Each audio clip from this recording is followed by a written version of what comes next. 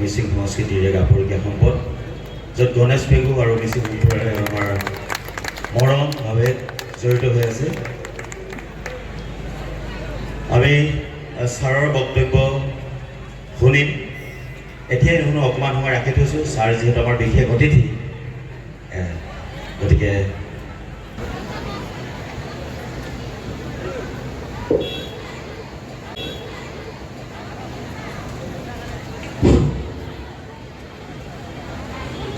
গোগামুখ আঞ্চলিক ছাত্ৰ সন্থাৰ উদ্যোগত গোগামুখ নগৰ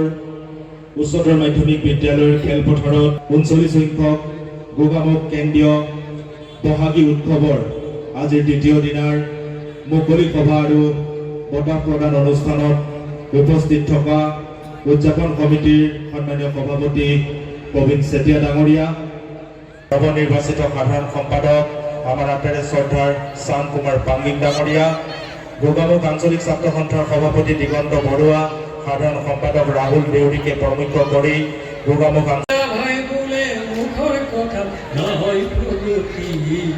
নেথাকিলে নিষ্ঠাৰ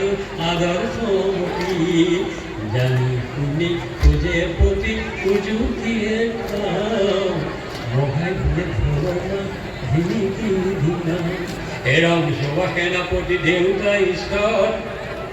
ৰং শোভা সেনাপতি দেউতা ঈশ্বৰ, এইবেলি আমি ৰং ভুল বেটা ঘটনা আগে নুশুনাকো মন গ'লে আমি শুনাম। এই যে দিছপুৰলৈ যায়, দিল্লীলৈ যায় মানুহবিলাকক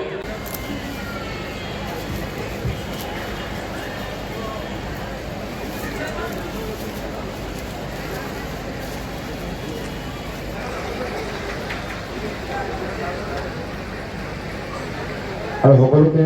জেতুকা বিতৰণ কৰিবৰ কাৰণে আহ্বান জনাইছোঁ।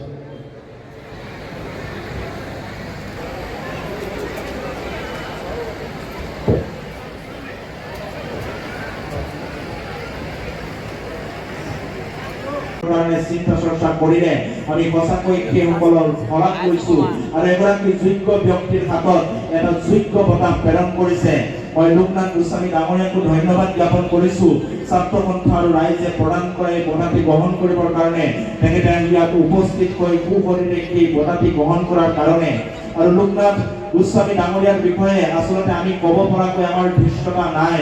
আজিৰ পৰা 30টা বছৰৰ আগতে মঘাই বোলে ঢোলৰ মাত ধিৰিকি ধিন্দাও সোণৰ অসম নালাগে মোক মাটিৰে সজাও লিখি গৈছিল আৰু আজি 30টা বছৰৰ পাছতো কিন্তু গীতটোৰ প্ৰতিটো শব্দ প্ৰতিটো সুৰ প্ৰতিটো কথাই প্ৰাসংগিক হৈ আছে গতিকে তেনে এগৰাকী ব্যক্তি মই ইয়াত বহুতে লোকনাথ গোস্বামী ডাঙৰীয়াক সুধিছোঁ যে গীতটো লিখা কিমান বছৰ হ'ল ছাৰে কৈছে যে 30 বছৰ হ'ল আৰু সোণৰ অসম নালাগে যে কথাটো লিখিছিলোঁ সেই কথাটোৱে আজি প্ৰতিফলিত হৈছে আজিৰ তাৰিখত যেন সোণৰ অসমখনত কি ধৰণৰ এটা পৰিস্থিতি হৈ আছে সেই কথা বতৰাবিলাক আমি সকলোৱে জানো কেৱল আঁচনি হিতাধিকাৰী সৃষ্টি কৰি কেনেকৈ মানুহক এলেহুৱা কৰিব বিচৰা হৈছে বিভিন্ন ধৰণৰ ভাষাৰ ক্ষেত্ৰত মাধ্যমৰ ক্ষেত্ৰত কেনেকৈ মাধ্যমৰ পুৰাব বিচৰা হৈছে আমাৰ নিজৰ আইৰ মুখৰ ভাষাটো নিষেধ কৰিবৰ কাৰণে আমাৰ চৰকাৰী খণ্ডৰ বিদ্যালয়বিলাকক নিষেধ কৰিবৰ কাৰণে আমাৰ ভাষাটো সমূল অংশে আমাৰ ছাত্ৰ ছাত্ৰীসকলৰ পৰা উঠি অহা প্ৰজন্মৰ পৰা নাইকিয়া কৰিবৰ কাৰণে কি ধৰণৰ এটা ষড়যন্ত্ৰ কৰিছে সেই কথাটো এইসকল ব্যক্তি আজিৰ পৰা 30টা বছৰ আগতে প্ৰতিটো গীতৰ কথা উল্লেখ কৰি গৈছিল আৰু সেইবিলাক কথা বতৰা আজিৰ তাৰিখত এটা এটাকৈ সঁচা অৰ্থত প্ৰতিফলিত হৈছে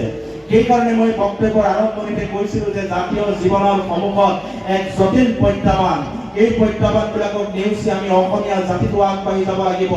হিতাধিকাৰী সৃষ্টি কৰি জাতিটো কুমা কৰিব বিচৰা হৈছে আমি কিন্তু এটা কথা মন মগজুৰ পৰা এই বহাগত এই বহাগৰ বতৰত উপলব্ধি কৰিব লাগিব কাৰণ বহাগ হৈছে আমাৰ সাহস বহাগে আমাক মন মগজুত নতুনকৈ চিন্তা কৰিবৰ কাৰণে উদ্যমেৰে সংকল্পৰে আগবাঢ়ি যাবৰ কাৰণে অসমীয়া মানুহক বহাগে সাহস দি আহিছে প্ৰেৰণা দি আহিছে সেইকাৰণে এই বহাগৰ বতৰত সাহস প্ৰেৰণা লৈ আমি এটা কথা চিন্তা কৰিব লাগিব যে চৰকাৰে যিমানেই হিতাধিকাৰী নবনাও আমি সেই প্ৰাপ্যবিলাক লওঁ কিন্তু একে সময়তে আমি প্ৰতিগৰাকী অসমীয়াই মন মগজুত এটা কথা চিন্তা কৰিব লাগিব যে আমি হিতাধিকাৰী নহয় আমি স্বত্বাধিকাৰী হ'বৰ কাৰণে চেষ্টা কৰিব লাগিব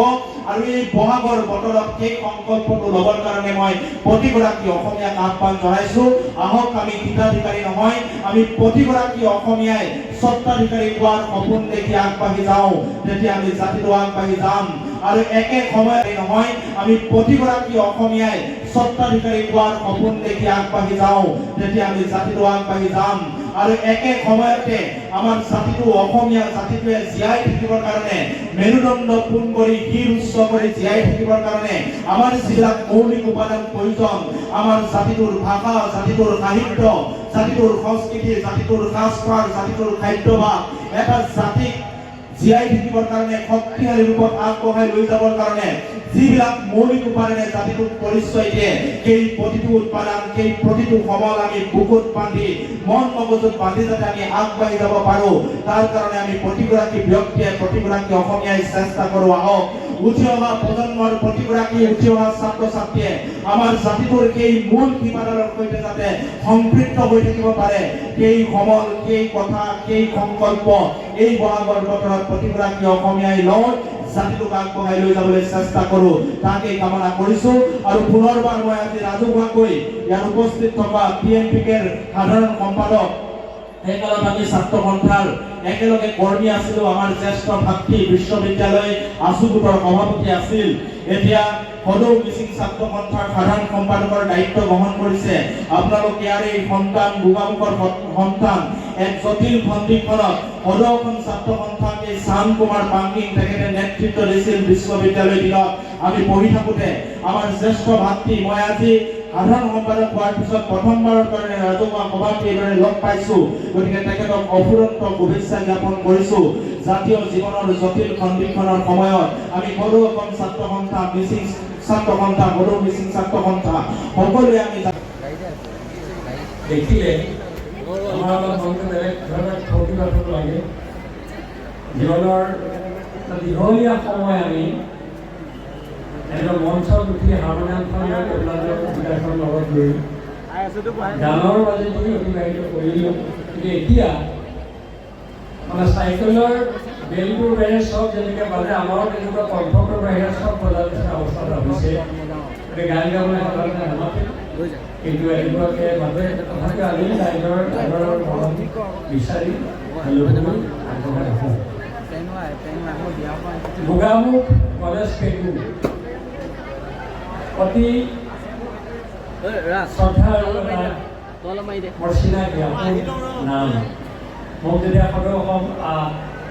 গোগামুখ আঞ্চলিক ছাত্ৰ সন্থাৰ উদ্যোক্তাসকলৰ তৰফৰ পৰা বিশেষকৈ সভাপতি দিগন্ত বৰা, লাভুল দেউৰী, সাধাৰণ সম্পাদক প্ৰবীণ চেতিয়া, জয়ন্ত বৰগোহাঁই আৰম্ভ কৰি আমাৰ দীপক বৰগোহাঁই, তেওঁলোকে প্ৰথম যোগাযোগ কৰিলে। আৰু বেছিভাগ সময় টেলিফোনেদি যোগাযোগ কৰিছে দীপক বৰগোহাঁই, যে দীপকে যেতিয়া ক'লে দাদা এনেকুৱা এটা ভাবিছোঁ, আমাৰ এটা আঞ্চলিক ছাত্ৰ সন্থাৰ সিদ্ধান্ত যে এই অঞ্চলৰ এগৰাকী প্ৰতিহিত যথা এগৰাকী জনপ্ৰিয় শিল্পী আৰু আপোনাৰ ঘনিষ্ঠ বুলি জানো যে গণেশ পেগুৰ নামত এটা বঁটা প্ৰদান কৰি আহিছোঁ। বঁটাটো আপোনালোকে আগবঢ়াব খুজিছোঁ, আপুনি গ্ৰহণ কৰিবনে? মই একেৰাশাৰে ক'লোঁ যে বঁটা গ্ৰহণ নকৰাৰ কোনো কাৰণ নাই। তেতিয়াও কৈছোঁ যে গণেশ পেগু আৰু গোগামুখ মোৰ বৰ প্ৰিয়, গতিকে মই বঁটা গ্ৰহণ কৰিম। বঁটাৰ কাৰণে মই যোগ্য হওঁনে নহওঁ সেইটো বিচাৰ ৰাইজনে আৰু ছাত্ৰ সন্থাৰ অভিজ্ঞতাসকলে ৰাখি নাইৰো বাৰ্তা গংগাৰো যাত্ৰা বুলি মই ভাবিলোঁ যে বঁটা ল'বলৈ বুলি আকৌ এবাৰ মই গোগামুখলৈ যাম। কালি আহিছোঁ বুলি ইতিমধ্যে অভিজ্ঞতাসকলে কৈছে, মই কালি আহি গধূলি পালোহি, আজি আছোঁ, কালি ৰাতিপুৱা যামগৈ। আৰু আজি দিনটো মই সোমাই থকা নাই, গাড়ী এখন লৈ আহিছোঁ, চালকজনক লৈ মোৰ মানুহগৰাকীকে লৈ আহিছোঁ। মই আকৌ সেই মোৰ পুৰণি আজি প্ৰায় 30-40 বছৰ আগতে লগ পোৱা গোগামুখখন মই হায়াৰ ছেকেণ্ডেৰী উচ্চ মাধ্যমিক বিদ্যালয়লৈ মই ফটো কৰি উঠি আহিছোঁ আৰু এই অঞ্চলবিলাক চাইছোঁ, বিভিন্ন মানুহৰ লগত যোগাযোগ কৰিছোঁ। এতিয়া মই দীঘলীয়া আমাক নাৰাখোঁ, যিহেতু মই ৰাতিপুৱা আহিলোঁ, বঁটা এটা দিছে, গতিকে দুআষাৰমান কথা ক'ব লাগিব।